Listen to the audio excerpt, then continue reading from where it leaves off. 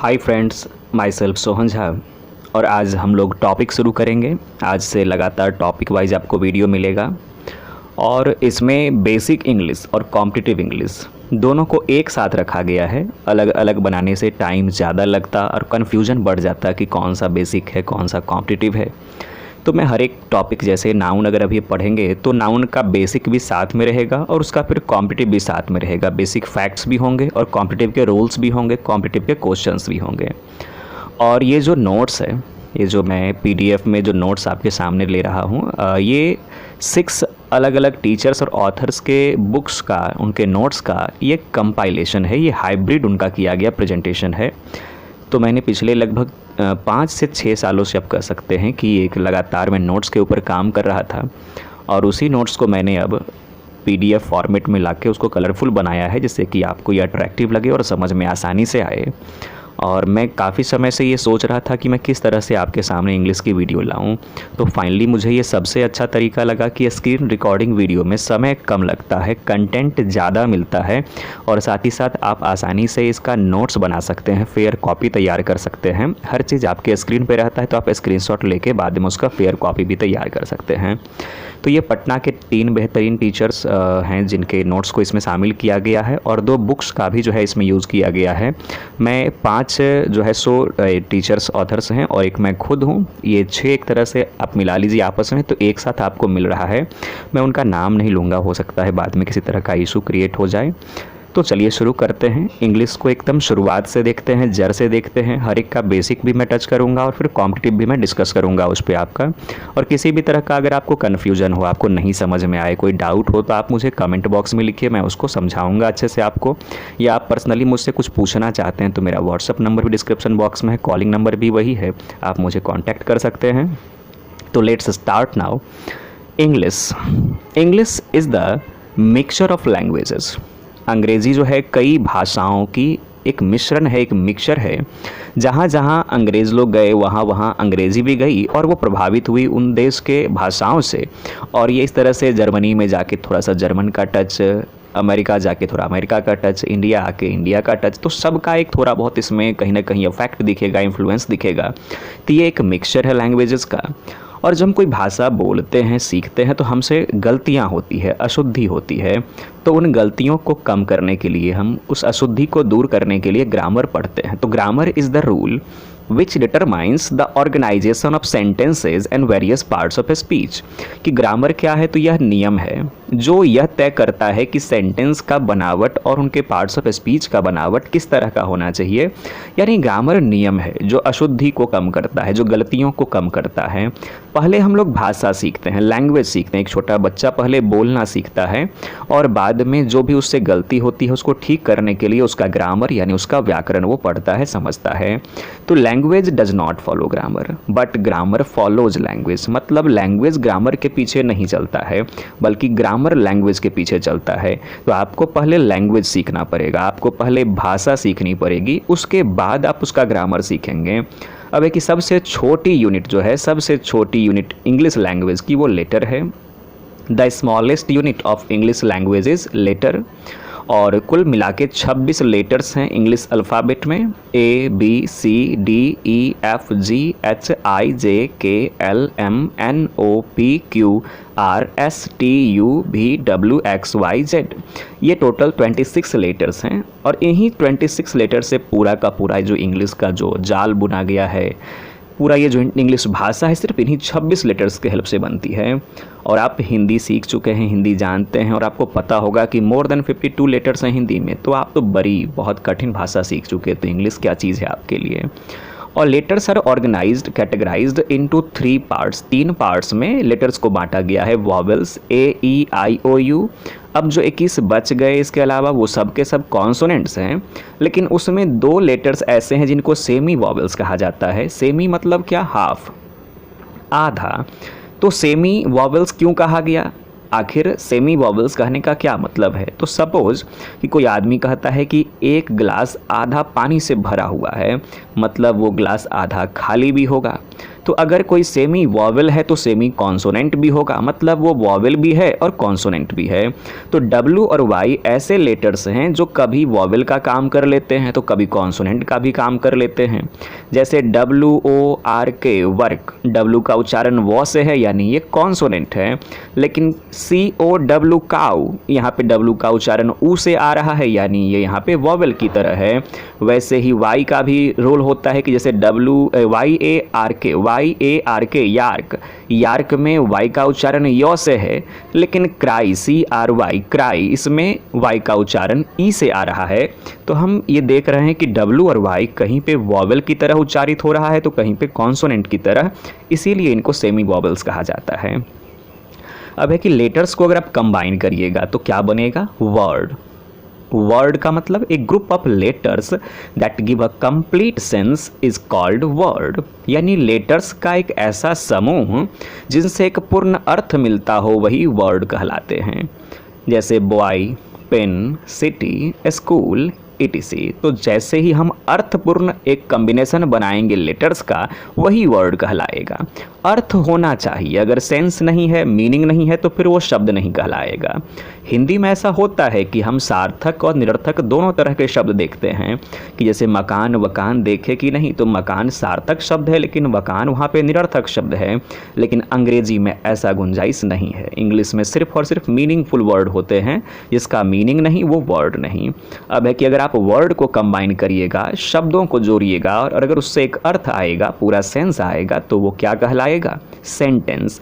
तो सेंटेंस क्या है, एक group of words that give a complete sense is called sentence. A group of words that give a complete sense is called sentence. जैसे they are my friends, वे मेरे दोस्त हैं। Varun writes a letter, Varun एक पत्र लिखता है। आर यू प्लेइंग फुटबॉल, क्या आप फुटबॉल खेल रहे हैं। मे आई कम इन, क्या मैं अंदर आ सकता हूँ। What an idea, what an idea, क्या आइडिया है। तो व्हाट एन आइडिया में यहाँ पे एक मिस्टेक है कि यहाँ पे लास्ट में जो मार्क होगा, जो चिन्ह होगा, वो एक्सक्लामेशन का होना चाहिए, एक्सक्लामेशन मार्क होना चाहिए। तो एक्सक्लामेशन मार्क क्यों होगा यहाँ पे आखिर, इसलिए क्योंकि ये एक सडन या स्ट्रॉन्ग फीलिंग शो कर रहा है, ये सडन या स्ट्रॉन्ग फीलिंग शो कर रहा है, इसीलिए यहाँ पे एक्सक्लामेशन मार्क का ज़रूरत पड़ता है।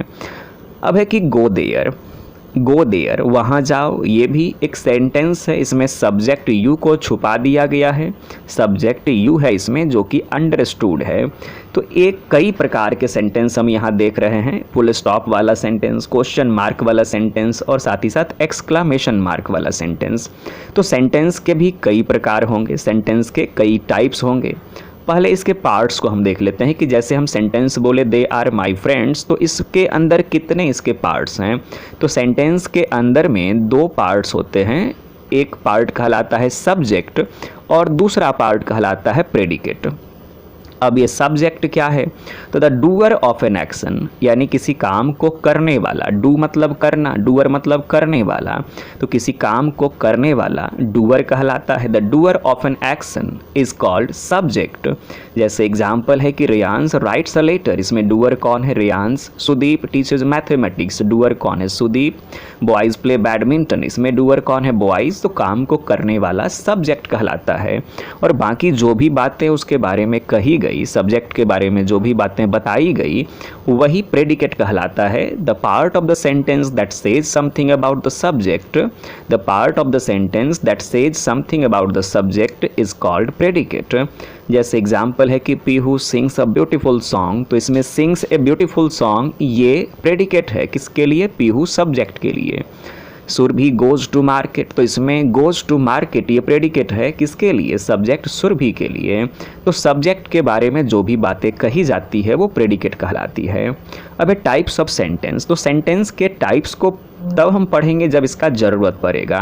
तो इसका ज़रूरत कहाँ पड़ता है, नैरेशन चैप्टर में। नैरेशन चैप्टर में हम लोग को सेंटेंस के टाइप्स का वहाँ पे नीड होता है, तो वहीं पे हम इसको डिस्कस करेंगे, जिससे वो ज़्यादा समझ में आएगा और उस समय तुरंत इस्तेमाल भी होगा। तो now let's start from the first chapter, noun. तो नाउन आखिर है क्या, तो एक सिंपल डेफिनेशन अगर दिया जाए तो noun is a naming word, नाम बताने वाला शब्द। या स्टैंडर्ड डेफिनेशन जो बार बार रिपीट हुआ है कि noun is the name of person, place, thing, animal और feeling. Noun is the name of person, place, thing, animal और फीलिंग। दुनिया में किसी भी चीज़ का कुछ न कुछ नाम जरूर रखा गया है और वही नाम नाउन कहलाता है। तो the name of any thing in the world is called noun. जैसे car, pencil, Vinayak, team, family, gold, air, honesty, childhood, ये सारे शब्द नाम हैं, इसीलिए नाउन है। अब एक नाउन को अगर हम बांटते हैं तो इसके 3 पार्ट्स बनते हैं, प्रॉपर नाउन, काउंटेबल नाउन और अनकाउंटेबल नाउन। प्रॉपर नाउन क्या है? तो प्रॉपर यानी पार्टिकुलर, खास, विशेष। तो the particular name of anything और anybody is called proper noun. किसी भी चीज़ का जो खास नाम है वही कहलाता है प्रॉपर नाउन। जैसे काशीपुर, गीता, सचिन, वैभव, ये खास या विशेष नाम है तो ये प्रॉपर नाउन कहलाएगा। अब एक बेसिक फैक्ट्स क्या हैं इसके, तो ये हमेशा शुरू जब होता है तो कैपिटल लेटर से शुरू होता है। It gets beginning with a capital letter और ये हमेशा सिंगुलर है और हमेशा सिंगुलर वर्ब भी लेगा। It is singular and gets singular verb. अब है कि अगर आप कंफ्यूज हो रहे हैं सिंगुलर को लेके, प्लूरल को लेके, तो जस्ट इसी चैप्टर में नाउन एंड नंबर जब पढ़ेंगे तो वहाँ पे हम लोग समझेंगे सिंगुलर क्या है, प्लूरल क्या है। वैसे अभी समझ लीजिए कि सिंगल सिंगुलर यानी एक को बताने वाला सिंगुलर है, पॉली प्लूरल यानी एक से ज़्यादा को बताने वाला प्लूरल है। तो प्रॉपर नाउन हमेशा सिंगुलर रहता है, सिंगुलर वर्ब भी लेता है और जनरली आर्टिकल का प्रयोग इसके साथ नहीं किया जाता। Article does not come before it. जैसे India is a secular country में इंडिया प्रॉपर नाउन है और आप देख सकते हैं कि हम किसी आर्टिकल का यूज इंडिया शब्द के साथ नहीं किए हैं। अब है जैसे कॉम्पिटिटिव रूल्स देखते हैं तो कॉम्पिटिटिव रूल्स यानी थोड़ा सा इसका लेवल ऊपर होगा बेसिक फैक्ट्स से। तो if a place name denotes a team, कि अगर कोई जगह का नाम है, देश का नाम है और उससे टीम का बोध होता है तो वो फिर प्लूरल माना जाएगा और वर्ब भी प्लूरल लेगा। जैसे the India are batting first in this match, कि इंडिया पहले बैटिंग कर रही है इस मैच में, तो इसमें इंडिया देश का नाम नहीं है बल्कि इंडियन टीम का बोध करवा रहा है। क्रिकेट टीम या किसी भी खेल का टीम है ये, तो यहाँ पे वो खिलाड़ी हैं। अगर क्रिकेट टीम है तो 11 खिलाड़ी हैं जो पहले खेलेंगे। तो यहाँ पे इंडिया कंट्री नहीं, इंडियन क्रिकेट टीम या कोई खेल का टीम है, इसीलिए इसको द देंगे, इसके पहले आर्टिकल द का प्रयोग करेंगे और ये प्लूरल माना जाएगा और वर्ब भी प्लूरल लेगा, इज नहीं आर लेगा। तो in this case place name takes article the before itself, यानी जगह के नाम के पहले द जरूर रहेगा। तो ये एक ट्रिक हो गया कि द इंडिया अगर लिखा जा रहा है तो ये देश का जिक्र नहीं हो रहा, इससे खेल के टीम का जिक्र होगा और तब ये सिंगुलर नहीं प्लूरल होगा। जनरली ये study subject is singular and gets singular verb. किसी भी विषय का नाम है वो हमेशा सिंगुलर रहता है और वर्ब भी सिंगुलर लेता है। लेकिन अगर वही विषय का नाम किसी व्यक्ति के द्वारा अधिकारित हो, अधिकृत हो, तब वहाँ पे वो प्लूरल बन जाता है और वर्ब भी प्लूरल लेता है। कि if a study subject is possessed by somebody it becomes plural and gets plural verb. किसी व्यक्ति के नाम से अगर हम जोड़ देंगे विषय के नाम को तब ये प्लूरल माना जाएगा। जैसे physics is a difficult subject, यहाँ पे फिजिक्स क्या है, एक जनरल सब्जेक्ट है, एक स्टडी सब्जेक्ट है। लेकिन जब हम कहते हैं the physics of H.C. Verma, तो H.C. वर्मा का नोट्स, वॉल्यूम्स, उसके बुक्स, वो जो लिखा है उसका जो अपना खुद का शोध किया गया या खुद का लिखा गया जो नोट्स वॉल्यूम्स हैं वो कहलाएगा the physics of H.C. Verma. तो यहाँ पे ध्यान रखना पड़ेगा कि फिजिक्स इज लेकिन the physics of H.C. Verma are, economics is लेकिन the economics of Amartya Sen अगर हम कह देंगे तो आर, फिलॉसफी इज लेकिन अगर हम कहते हैं the philosophy of Gandhi ji तब आर। किसी व्यक्ति के नाम से अगर जोड़ रहे हैं तब वहाँ पे प्लूरल वर्ब दिया जाएगा। तो इस केस में भी आर्टिकल द का प्रयोग किया जाता है विषय के नाम के पहले। तो ये भी एक ध्यान देने वाली बात है कि आर्टिकल द लेगा और आगे किसी व्यक्ति के नाम से जुड़ा हुआ होगा। अगर हम किसी प्रॉपर नाउन का प्रयोग किसी दूसरे प्रॉपर नाउन का तारीफ करने के लिए करते हैं तो वहाँ पे आर्टिकल द का प्रयोग करते हैं। लेकिन अगर किसी प्रॉपर नाउन का प्रयोग किसी दूसरे प्रॉपर नाउन का मजाक उड़ाने के लिए करते हैं तब वहाँ पे आर्टिकल ए या एन का प्रयोग किया जाता है। तो ये proper noun takes article the if it is used for praising someone, but it takes article a और an if it is use for mocking someone, कि अगर किसी का प्रेज करने के लिए, प्रशंसा करने के लिए हम प्रॉपर नाउन का प्रयोग कर रहे तो वहाँ पे द आर्टिकल लगेगा, लेकिन मॉक करने के लिए, मजाक उड़ाने के लिए कर रहे हैं तब वहाँ पे आर्टिकल ए या एन लगेगा। जैसे Kalidas is the Shakespeare of India, तो यहाँ पे हम कालिदास का तारीफ करने के लिए शेक्सपियर शब्द का इस्तेमाल कर रहे तो द का प्रयोग किया गया। लेकिन अगर हम कहते हैं Rohan thinks himself a Newton of the class, कि रोहन खुद को सोचता है जैसे वो क्लास का न्यूटन हो, तो यहाँ पे हम न्यूटन शब्द का प्रयोग रोहन का मजाक उड़ाने के लिए किए हैं, तो यहाँ पे आर्टिकल ए का प्रयोग किया गया है। अब इस पे बेस्ट कुछ क्वेश्चन देखा जाए कि the great poet and dramatist the Shakespeare never had any university education. The great poet and dramatist the Shakespeare never had any university education.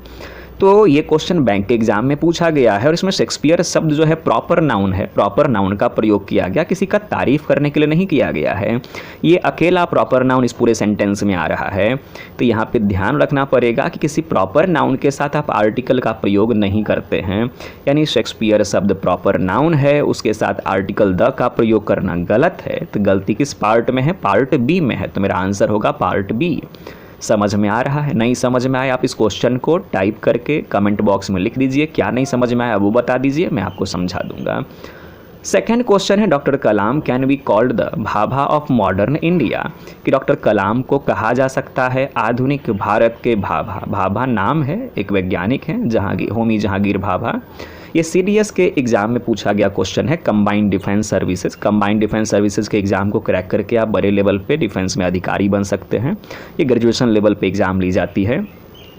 तो doctor Kalam can be called the Bhabha of modern India. Doctor Kalam को आधुनिक भारत का भाभा कहा जा सकता है। तो इसमें क्या गलती है? इसमें कहीं पे कोई एरर नहीं है। भाभा के पहले द का प्रयोग करना सही है, कारण हम तारीफ कर रहे कलाम का, उनका प्रशंसा कर रहे हैं। Every girl thinks her self Priyanka Chopra of her area. प्रत्येक लड़की सोचती है कि वो खुद प्रियंका चोपड़ा है अपने एरिया की, तो ये मजाक है, ये आलोचना है उसका, हम व्यंग कर रहे हैं उस पर। ये CPO के एग्जाम में पूछा गया क्वेश्चन है। CPO सेंट्रल पुलिस ऑर्गेनाइजेशन, ये सेंट्रल गवर्नमेंट की जितनी भी आर्म फोर्सेज है उसमें बहाल करने के लिए एग्ज़ाम लिया जाता है, और इसके थ्रू आप असिस्टेंट जो है सो सब इंस्पेक्टर डायरेक्ट बनते हैं, तो काफ़ी अच्छा पोस्ट मिलता है इसमें रिटन और फिजिकल दोनों स्ट्रांग आपका होना चाहिए। तो इसमें हम प्रत्येक लड़की का मजाक उड़ाने के लिए प्रयोग कर रहे प्रियंका चोपड़ा शब्द का प्रयोग, तो यहाँ पे आर्टिकल ए या एन का प्रयोग किया जाना चाहिए। तो मिसिंग है, क्या होना चाहिए यहाँ पे? ए प्रियंका चोपड़ा, यहाँ पे ए आर्टिकल का प्रयोग होना चाहिए जो कि मिसिंग है। अगला है काउंटेबल नाउन। तो सेकंड नाउन है काउंटेबल नाउन। चलिए यहाँ से आगे नेक्स्ट डे वाले क्लास में, यानी कि अगले फिर से आपको पर डे एक वीडियो आपको मिलते रहेगा। तो नेक्स्ट वीडियो में हम काउंटेबल नाउन से आगे बढ़ेंगे, तो आप चैनल से जुड़े रहिए। हर दिन एक एक वीडियो के ज़रिए आप ग्रामर के नोट्स को समझते रहिए, और कोई भी कमी नज़र आए तो आप फीडबैक बेहिचक दे सकते हैं। तो मिलते हैं नेक्स्ट वीडियो में, तब तक के लिए बाय बाय। और अगर आपको ये पढ़ाने का तरीका अच्छा लगा हो तो एक लाइक कर दीजिए, अपने फ्रेंड्स के साथ शेयर कर दीजिए, और अगर अभी तक चैनल को सब्सक्राइब नहीं किए हैं तो प्लीज़ सब्सक्राइब द चैनल।